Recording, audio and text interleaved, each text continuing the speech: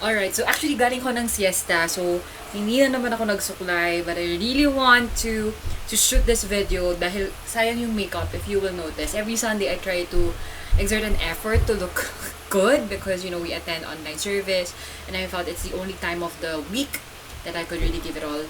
Ngayon, naging maganda.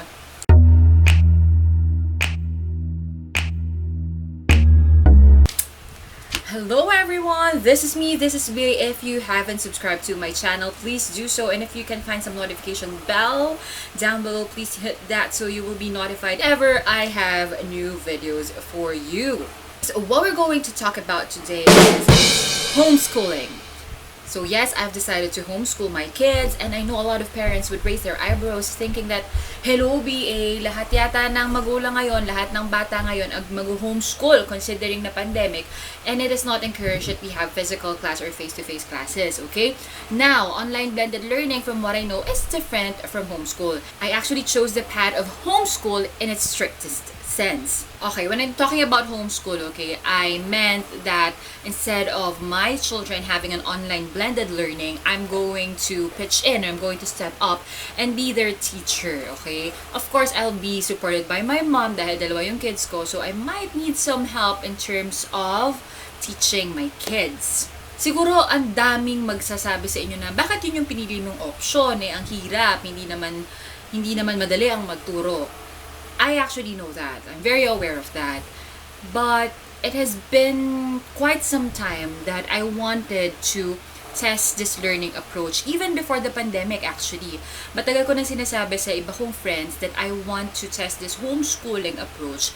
It's because I saw its benefits after watching a lot of videos and meeting people who are actually homeschooling their kids. Another thing, I am an adventurous person by nature. So, for the longest time, whenever I go out, say for example, I have hosting stints out of town or I need to go out of the country for work, lagi ko naiiwan yung kids because I cannot just pull them out from school and have a vacation, right? So, I thought to myself, sa totoo lang naman, modesty aside, I can still teach them the lessons because it's pretty much basic, and I also want to maximize the time that they're still young. Ano yung mga travel adventures ko, ano yung misadventures ko, they would also experience. Sabihin ng iba, it's selfish, na parang bakit mo pinapattern yung buhay ng anak mo sa buhay mo. But it's not really my intention. But instead, I really saw the benefits, and I saw that this homeschool can actually make me focus on my kids' strengths. Na, like for example, diba, magaling sila sa English, tapos they need to improve sa math. Then, we could spend more time studying that lesson. Of course, that is something na hindi masyadong magagawa sa traditional school because you are like 25-30 in a room, and hindi naman pwede na i-adjust yung schedule para sa isang bata, which is of course understandable. Kaya lang, yun nga, sabi ko, I think madami ding benefits yung homeschooling na hindi nakikita ng mga tao for the longest time because we already closed our minds na ang homeschooling ay it's not an effective way of learning, or it's not an effective way for us to hone our kids. But in reality, there are a lot of people who are homeschooled and they're very successful simply because they were exposed even at the young age. I kid you not, sabi nga ng daddy ko, parang mas nag-bloom daw ako in terms of, maturity. Medyo late na in life, sabi niya. Okay. But I think it was because of my experience. It's not because I graduated from a good school or I got good grades or I know a lot of theories, but because my experiences as a kid and right after college, it was, I would say, not conventional, that it really honed me to be someone that can facilitate lessons na hindi base sa book. So I also want the same thing to happen to my kids, that they have this wisdom because they are there, not because they've read it. Since sinasabi ko sa kanila, you know what, we can study in Baguio or you can study in Boracay, but make sure that you have your books with you, you have your materials with you, and we're going to spend like a couple of hours studying. Yun yung mga consideration ko why I chose this. By the way, I enrolled them at Peniel.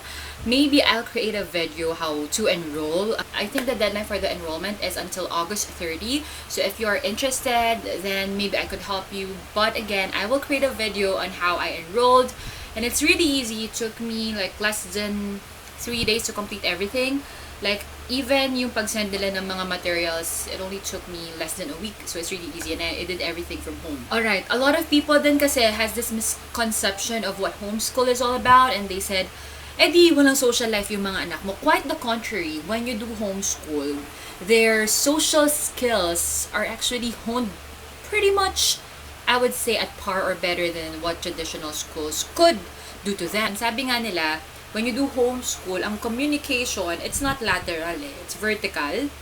Wherein, halimbawa, yung pagpunta mo sa palengke, sa groceries, it's already a form of communication. And yung bata, mas nag-adapt siya, depende sa circumstance. So that's something that I am looking forward to. Kaya nga, I'm really hoping for this COVID will be over because I really want to take them out to enjoy the real world and at the same time learn. Okay, is this the best option for everyone? I cannot say that it is. Well, I am just very fortunate that I work from home and I still have time on my hands where I could teach my kids. But I understand if this is something that is not going to work for most people, kasi alam naman natin na marami sa atin ay working force. Yet again, I'm just saying na ito parang alam kong mapapagod ako, alam kong it's a different commitment. And that is why I also have to prepare for it. Speaking of which, how am I preparing for this homeschool thing, for this school year, okay? Well, first, I actually, yung physical preparation. First is the physical preparation. So, ito na yung tipong nag-a-adjust na ako ng schedule ko. Try to wake up as early as I can so that I can manage my time, I can still work, and be able to give them quality teachings. Okay? And then I also asked my father to build a long table conducive for learning. Ayoko naman sa dining table, and as much as possible, ayoko rin naman ng mababang table. Kasi parang sayang din siya. They will outgrow it. So instead, we made this like long table. I have a video of that. I'm not so sure, but I'm going to clip it somewhere here. My dad is really a handyman, and may mga scrap sa construction namin before, and we used it to have this long table, and it's really useful as of the moment. And in fact, like for example, if we have like visitors for fiesta, magagamit din siya as long table. So it's multi-purpose. Other preparations, I plan to buy laptops or desktop computer for them since there are computer classes and some of the materials are online. And as much as I want to use my laptop, ayoko namang mabugbog. It's because mainly our source of income comes from my laptop. So, medyo ingatan natin yun, okay? But yun nga, desktop computer, I'm still scouting. Printer, you also have that. Yung books, tinatry ko nang mag-scout as of the moment. Since it's a bit costly, right? I am scouting for old books which I can use as reference in the meantime. But I plan to buy books a couple of weeks from now. Siyempre, hintay-hintay tayo ng sweldo, mga friends. Okay, and you know what I like about Peniel is that they were able to send, or they have this portal wherein you could get materials, not just reference for their lessons, but also I think they have the syllabi there, okay? They also have the card, the rate sheets, or the grading sheet that I can use.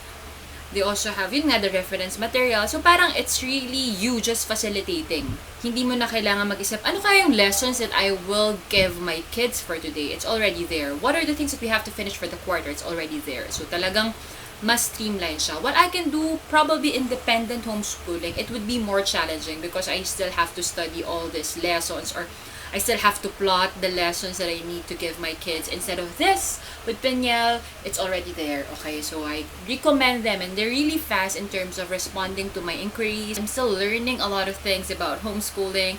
I still want to see how I can plot the schedule, how I can do the calendar, what are the activities that I want to do. Now, speaking of activities, what I have in mind is that I'm going to teach my kids, well, my father will teach my kids how to do carpentry and probably cooking, baking, kneading, life skills, which honestly speaking, most of us learned during the pandemic already. Kasi wala na tayong choice but to do it on our own, and we're trying to kill time. But in reality, it is something that we have to learn even before this thing happened, right? Kaya pala meron tayong mga home economics, which I didn't really value at the time. I'm also looking for communities and groups of homeschoolers where they could also share their ideas, and if ever I like have challenges along the way, I could ask for their help. And at the same time, when things are better and we can go out, then most likely I could meet with his parents and with his kids, again increasing their social life and social skills. In these trying times, I realized that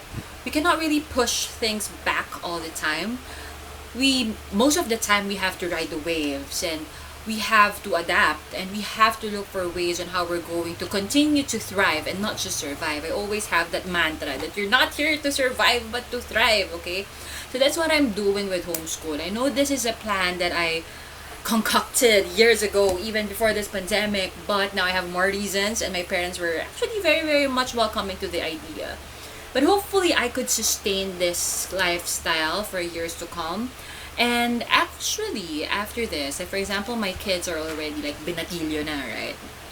Then I will reconsider sending them to traditional school, because yung mga kalokohan, I also want them to experience that. There you have it. That's how I am preparing for the homeschool, and if ever have other ideas which I think might help you prepare for the school year, then I will share it, okay? And thank you again for watching. I hope you enjoyed, learned a thing or two. Again, please don't forget to subscribe. If you like this video, please give it a thumbs up. If you feel that it is valuable, then share it, and I'd see you soon. Bye bye.